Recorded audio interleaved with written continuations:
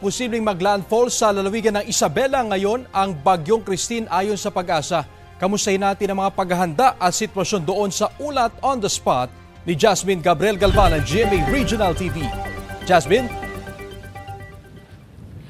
Chris, sa mga oras nga na ito ay may kalakasan na yung hangin na nararamdaman sa malaking bahagi ng Isabela. Tuloy-tuloy na rin yung buhos ng ulan sa malaking bahagi ng probinsya. At dahil nga sa tuloy-tuloy na buhos ng ulan ay umapaw na rin ang ilan sa ilog sa probinsya ng Isabela. Gaya na lamang dito sa aming kinaroroonan sa may barangay Bacolod, Ilagan City kung saan yung aking likuran, Chris, ito ay tulay. Ito yung Bacolod Overflow Bridge kung saan hindi na madaanan ng mga motorista dahil nga sa umapaw na yung tubig sa ilog. Actually, may mga naka-standby na mga rescue boat mula sa CDRRMO, ganoon din sa PDRRMO. At kaninang umaga ay sinimulan na rin yung paglikas ng mga residente na nakatira malapit sa gilid ng ilog.